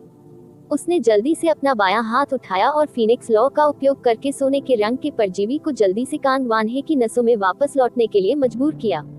फिर उन्होंने अपनी गहन ऊर्जा जारी की, कांग वान हे के घाव को सील कर दिया और रक्तस्राव को रोक दिया। हमारे शरीर के अंदर वास्तव में ऐसा ही कुछ था। कैंग वान हे को ऐसा लग रहा था जैसे वह पहले ही शांत हो चुका है, लेकिन उसके कठोर शरीर से पता चल रहा था कि वह अभी भी उसी भयभीत स्थिति में है जिसमें वह पहले था। जूनियर भाई यू, आपने उस परजीवी को पहले से बाहर क्यों नहीं निकाला, इसके बजाय उसे पिता के शरीर में वापस लौटने दिया? यह आपके द्वारा पहले ही स्पष्ट रूप से तैयार कर लिया गया था। लैन ज़ुएरो का छोटा चेहरा पूरी तरह से सफेद था। लड़कियों में आमतौर पर इस प्रकार के असामान्य कीड़ों के प्रति स्वाभाविक भय होता था। इसके अलावा यह अभी भी कैंग वान हे के शरीर में था। युनचे ने अपना सिर हिलाया और उत्तर दिया, ऐसा नहीं है कि मैं इसे बाहर नहीं निकालना चाहता, बल्कि यह बिल्कुल असंभव है। यदि ये किसी अन्य प्रकार का परजीवी होता, भले ही यह और भी अधिक भयानक होता, जब तक इसका स्थान पाया जाता है, इसे लुभाने या सीधे मारने का कोई तरीका ढूंढना संभव है। लेकिन इस प्रकार के परजीवी, इसे soul devouring life binding parasite कहा जाता है, क्योंकि यह न केवल मेजबानों की जीवन शक्ति की एक बड़ी मात्रा को निगल जाता है, बल्कि यह परजीवी अपने मेजबान का खून पीने के बाद मेजबान के जीवन को बदल देता है। यह उसका अपना है और इस प्रकार वह अपने मेजबान के साथ जीवन और मृत्यु साझा करता है। दूसरे शब्दों में, महामहिम के शरीर के भीतर आत्मा को निगलने वाला, जीवन को बांधने वाला परजीवी आपके महामहिम के साथ जीवन साझा कर रहा है। यदि महामहिम को मरना होता तो यह मर जाता। इसके विपरीत, यदि यह मर जाता तो महामहिम भी मर जाते। लैन ज़ुएरो ने अपनी सुंदर आंखें चौड़ी की और वे नाटकीय रूप से कांपने लगी। क्या इस दुनिया में वास्तव में इस प्रकार का भयावह प्राणी मौजूद है? कैंग वान हे का चेहरा भी डर से भरा था। युनचे ने बोलना जारी रखा, जीने के लिए महामहिम की जीवन शक्ति को आत्मसात करने की भी जरूरत है। यदि यह महामहिम के शरीर को छोड़ देता है तो यह तुरंत मर जाएगा और अपने पूरे जीवन में इसका केवल एक ही मेजबान हो सकता है। भले ही इसे किसी अन्य मेजबान के शरीर में ले जाया जाए, फिर भी इसका कोई उपयोग नहीं होगा। तो न केवल इस प्रकार की आत्मा को निगलने वाले, जीवन को बांधने वाले परजीवी को महामहिम के शरीर से हटाया नहीं जाना चाहिए, बल्कि इसे सावधानी पूर्वक समर्थन करने की भी आवश्यकता है। इसे हर समय असहाय रूप से शरीर की जीवन शक्ति को निगलने की अनुमति देने के अलावा कोई अन्य विकल्प नहीं है और इसे मरने की अनुमति नहीं दी जानी चाहिए। युनचे रुका क्योंकि उसकी आवाज और भी गंभीर हो गई। वरिष्ठ बहन ज़ुएरो, महामहिम, मेरे निम्नलिखित शब्द थोड़े क्रूर होंगे। परजीवी कृमि का जीवन काल बहुत लंबा नहीं होता है। जहाँ तक मैं जानता हूँ, उसके अनुसार इस soul devouring life binding parasite की जीवन प्रत्याशा 5 साल है और महामहिम के शरीर में इसका समय 3 वर्ष से अधिक हो चुका है। 2 और वर्षों के बाद यह आत्मा भक्षी जीवन बंधनकारी परजीवी मर जाएगा। दूसरे शब्दों में, महामहिम का शेष जीवन काल अधिकतम 2 वर्ष और है। ऐसा कैसे हो सकता है? ऐसा कैसे हो सकता है? लैन ज़ुएरो ने अपने होंठ बंद कर लिए और बिना आवाज के सिसकने लगी। कैंग वान हे ने हवा की एक बड़ी सांस में हौंफते हुए कहा। उसके शरीर के भीतर के परजीवी और युनचे के शब्दों ने निस्संदेह उसके दिमाग को पूरी तरह से अस्त व्यस्त कर दिया था, इतना कि उसने उसे आतंक से भी घेर लिया था। वह गहरी आवाज में बोला, वह कौन हो सकता है जिसने हमें ऐसे दुर्भावनापूर्ण परजीवी से संक्रमित किया है? हम उसे जरूर ढूंढेंगे और उसके शरीर के 10,000 टुकड़े कर देंगे। युनचे की नजर कैंग वान हे पर पड़ी और उन्होंने कहा, यदि महामहिम जानना चाहते हैं कि परजीवी को किसने प्रत्यारोपित किया, तो आप वास्तव में तुरंत इसका पता लगा सकते हैं। कैंग वान हे के शरीर में झटका लगा। उन्होंने तुरंत पूछा, युनचे, क्या ऐसा हो सकता है कि तुम्हें पता हो कि परजीवी को किसने प्रत्यारोपित किया? मैं तो नहीं जानता, लेकिन महामहिम अवश्य जानते हैं। युनचे ने शांति से कहा, इस प्रकार का soul devouring life binding parasite केवल शरीर के अंदर ही लगाया जा सकता है और इसे बढ़ने के लिए मेजबान के दिल के खून में सोखना होगा। किसी व्यक्ति के हृदय का रक्त हृदय के क्षेत्र के पास भी मौजूद होता है। इसलिए यदि कोई व्यक्ति किसी परजीवी को शरीर में प्रत्यारोपित करना चाहता है, तो उसे अपने हृदय के पास एक चीरा लगाना होगा और परजीवी को कटे हुए स्थान में छोड़ना होगा। यदि परजीवी किसी के भोजन में चला जाता है या पेय के माध्यम से शरीर में प्रवेश कर जाता है, तो वह बढ़ने में असमर्थ होगा। इसे रक्त में कहीं और डालने पर भी यही परिणाम होता है। महामहिम को बस ये याद रखना है कि 3 साल पहले किसने आपकी छाती पर चीरा लगाया और निशान छोड़ दिया। फिर आपको पता चल जाएगा कि आपके अंदर परजीवी किसने डाला है। जैसे ही यूचे के शब्द बाहर आए, कैंग वानहे और लैन ज़ुएर्वो के भाव पूरी तरह से खाली हो गए। मैं, असंभव, यह मास्टर गु नहीं हो सकता जिसने परजीवी को प्रत्यारोपित किया। मास्टर गु ने इन वर्षों में पिता की देखभाल में अपना दिल लगाया है। शाही परिवार के साथ उनके संबंध हमेशा बहुत अच्छे रहे हैं। ये वह नहीं हो सकते। उसके पास मेरे पिता को नुकसान पहुंचाने का कोई कारण नहीं है। लैन ज़ुएर्वो का चेहरा सदमे से अभिभूत था। वह उस व्यक्ति को जानती थी जिसने 3 साल पहले उसके पिता की छाती पर चीरा लगाया था। ये मेडिकल संत गु क्यूहोंग थे। उस समय कैंग वानहे को गंभीर सर्दी थी। गु क्यूहोंग ने दावा किया कि ठंड बहुत गंभीर थी और उसे अपनी छाती से कुछ ठंडा खून बहाने की जरूरत थी। लेकिन चूंकि वह छोटी थी, इसलिए वह इस मेडिकल संत का गहरा आदर करती थी और उसके प्रति आभारी थी। वह क्षण भर के लिए उसके और एक दुष्ट के बीच संबंध स्थापित करने में असमर्थ थी, वह व्यक्ति जो किसी को परजीवी से संक्रमित करेगा। देवताओं के विरुद्ध अध्याय 160 किंवदंतियों के 4 महान पवित्र मैदान। आप ऑडियो बुक्स 108 देख रहे हैं। धोखेबाजों से सावधान रहें। अध्याय 160 किंवदंतियों के 4 महान पवित्र मैदान। गु क्यूहोंग। लैन ज़ुएर्वो के शब्दों से युनचे कुछ देर के लिए सदमे में आ गया और उसके बाद वह गहरी सोच में पड़ गया। जिस किसी को कांग वानहे के शरीर पर और उसके हृदय के स्थान पर चीरा लगाने की अनुमति दी गई थी, वह कोई ऐसा व्यक्ति होगा जिस पर वह बहुत भरोसा करता है या जिसके साथ वह बेहद घनिष्ठ था। युनचे ने मूल रूप से सोचा था कि यह युवराज या तीसरा राजकुमार या अन्य राजकुमार होंगे। उसे उम्मीद नहीं थी कि लैन ज़ुएर्वो ने जिस व्यक्ति को बुलाया था वह गु क्यूहोंग होगा। लेकिन लैन ज़ुएर्वो ने जो कहा, उसके अनुसार गु क्यूहोंग के पास जानबूझकर कैंग वानहे को नुकसान पहुंचाने की योजना बनाने का कोई कारण नहीं था। जब तक युनचे कैंग वानहे की अभिव्यक्ति अतुलनीय रूप से जटिल थी, उन्होंने कुछ कठिनाई से पूछा, इस प्रकार का परजीवी जो हृदय की वाहिकाओं में मौजूद होता है, क्या इसका पता लगाना बेहद मुश्किल है? युनचे समझ गए कि वह ऐसा सवाल क्यों पूछेंगे और उन्होंने सीधा जवाब दिया, साधारण डॉक्टर, विशेष रूप से जिन्होंने परजीवी जहर और परजीवी कीड़े का अध्ययन नहीं किया है, उन्हें वास्तव में इसके अस्तित्व की खोज करने में कठिनाई होती है। हालांकि यदि गु क्यूहोंग की चिकित्सा विशेषज्ञता उतनी ही उत्कृष्ट है जितनी अफवाहें कहती हैं, तो उसके लिए soul devouring life binding parasite के अस्तित्व की खोज न करना असंभव है। स्वाभाविक रूप से यदि वह व्यक्ति होता जिसने परजीवी को प्रत्यारोपित किया होता, तो वह स्पष्ट रूप से इसे खोज नहीं पाता।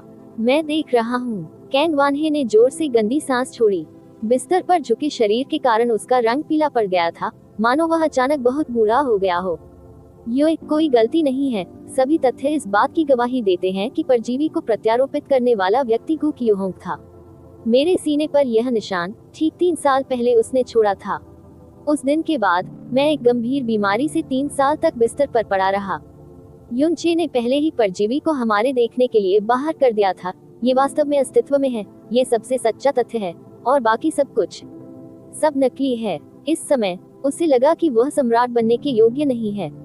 इन 3 वर्षों में वह वास्तव में हमेशा उस व्यक्ति पर भरोसा करता था और उसका सम्मान भी करता था जो उसे जहर दे रहा था। अब इस पर विचार करते हुए, वह जो श्रद्धेय ब्लू विंड सम्राट था, वस्तुतः एक मूर्ख की तरह उनकी हथेलियों में खिलौना बनाया जा रहा था। ये वास्तव में बेहद हास्यास्पद होने की हद तक मूर्खतापूर्ण था। लेकिन मास्टर गु ऐसा क्यों करेंगे?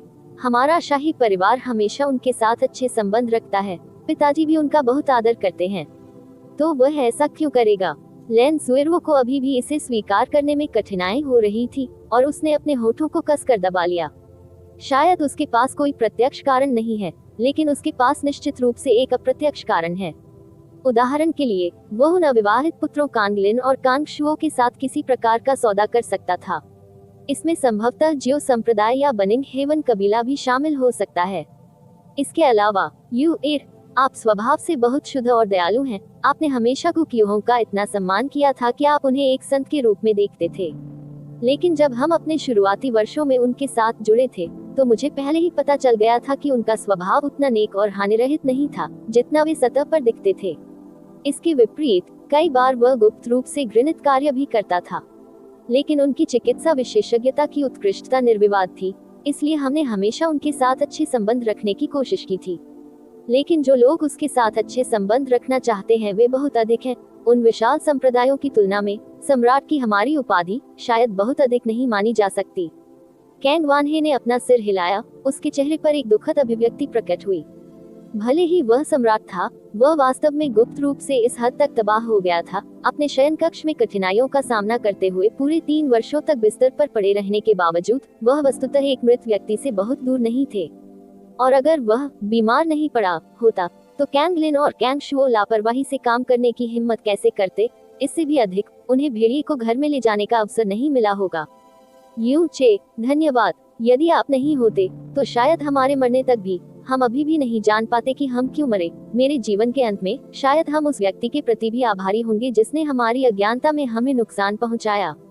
कैंग वानहे ने स्वयं मजाक उड़ाते हुए हंसते हुए कहा, मुझे वास्तव में आपके मेडिकल पर संदेह था, पहले की विशेषज्ञता। मैं ईमानदारी से शर्मिंदा हूँ।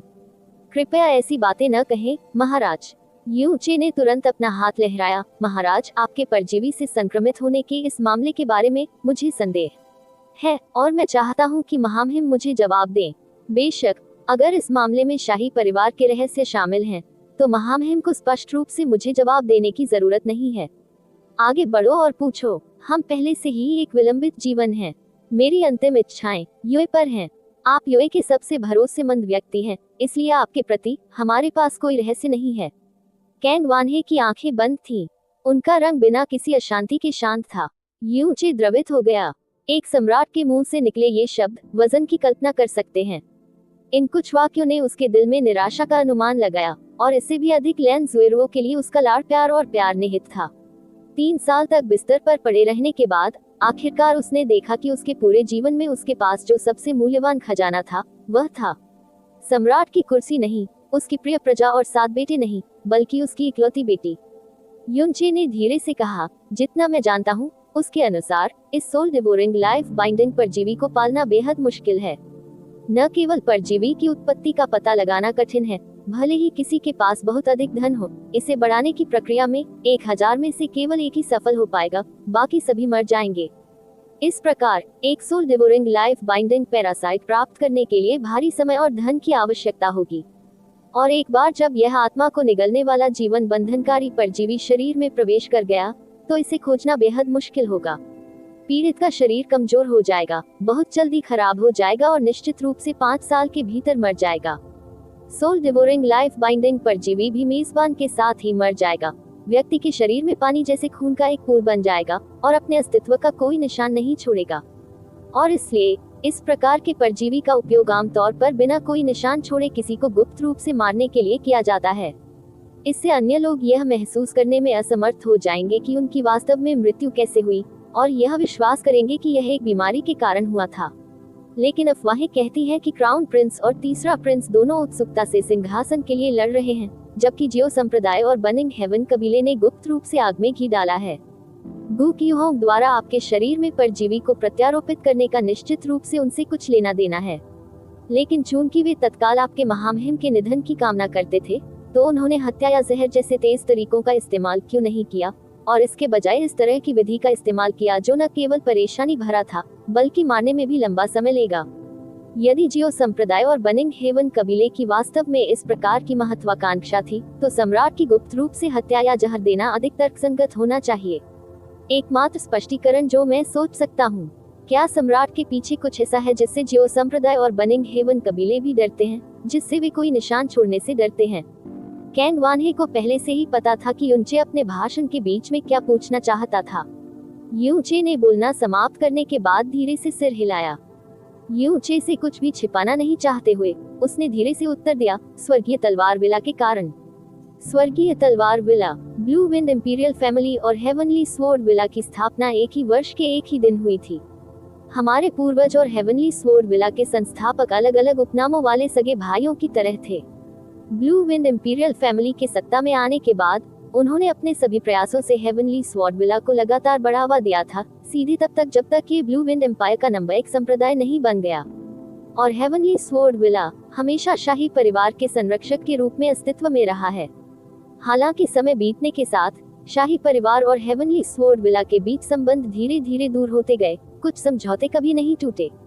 वे शाही परिवार के भीतर के आंदोलनों में शामिल नहीं होंगे, लेकिन अगर किसी बाहरी ताकत ने शाही परिवार को धमकी दी तो वे हस्तक्षेप करेंगे। इसके अलावा अगर हमें हत्या या जहर से मरना पड़ा तो वे निश्चित रूप से जुटेंगे और अंत तक इसकी पूरी जांच करेंगे।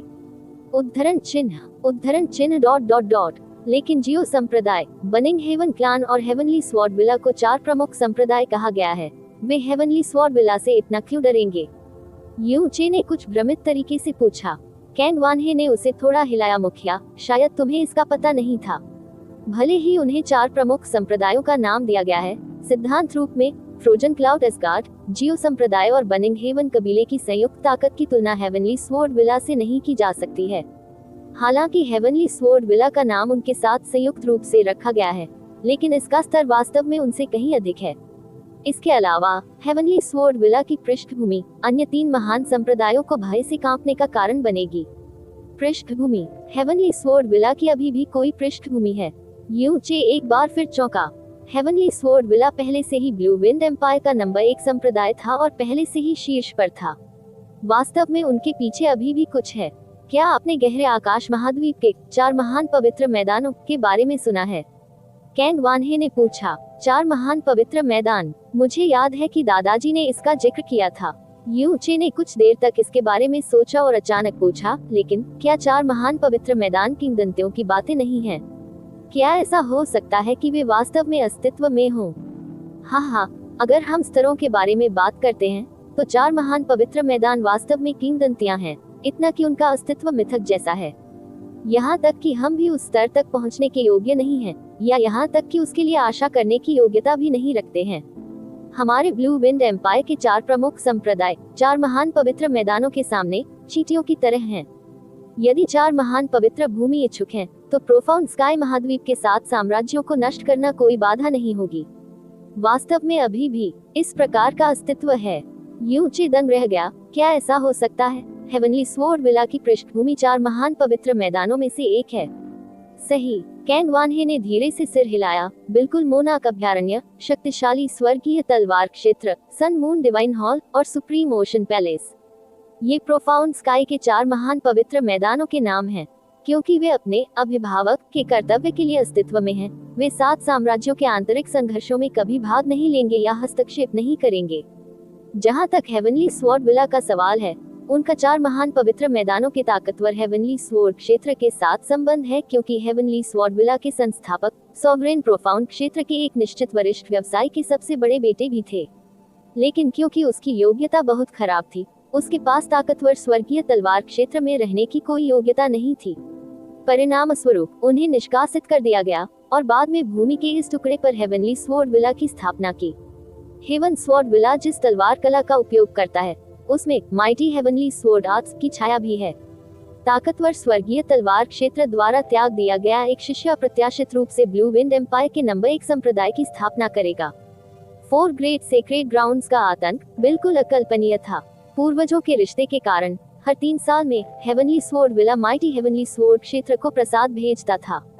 सबसे पहले ताकतवर स्वर्गीय तलवार क्षेत्र ने कोई ध्यान नहीं दिया, लेकिन बाद में उन्होंने अंततः उन्हें स्वीकार कर लिया। इस प्रकार हेवनली स्वॉर्ड विला और माइटी हेवनली स्वॉर्ड क्षेत्र के बीच संबंध स्थापित किया गया। हालांकि यह रिश्ता बहुत कमजोर और सतही था, फिर भी यह शक्तिशाली स्वर्गीय तलवार क्षेत्र था।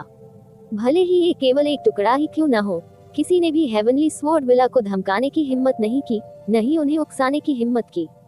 हमने ये भी सुना है कि शक्तिशाली स्वर्गीय तलवार क्षेत्र ने 100 साल पहले स्वर्गीय तलवार विला के भीतर एक अत्यंत महत्वपूर्ण दानव को गुप्त रूप से कैद कर लिया था। ये स्पष्ट है कि वे हेवनली स्वॉर्ड विला को एक निश्चित मात्रा में महत्व देते हैं। ब्लू विंड एम्पायर के कई संप्रदाय पूरे साल खुले तौर पर या गुप्त रूप से लड़ते रहते हैं, लेकिन कभी भी कोई ऐसा संप्रदाय नहीं रहा जिसने हेवनली स्वॉर्ड विला के नंबर 1 संप्रदाय के खिताब को छूने के बारे में सोचा हो। वे चाहते हैं कि हम मर जाएं, फिर भी उनके पास हेवनली स्वॉर्ड विला के बारे में चिंता करने के अलावा कोई विकल्प नहीं है। इसलिए इस प्रकार की विधि का उपयोग करना जो कोई सुराग न छोड़े, वास्तव में स्वाभाविक है। कैंग वानहे ने बोलना समाप्त करने के बाद एक लंबियाह भरी और थकावट उनके पूरे चेहरे पर फैल गई। यू चे ने लंबे समय तक बात नहीं की और चुपचाप कैंग वानहे के शब्दों को पचा लिया। चिंतित लेन ज़ुएरो ने उनके बीच की ज्यादा बातें नहीं सुनी, और वे ऐसी बातें नहीं थी जिनके बारे में वह सबसे अधिक चिंतित थी।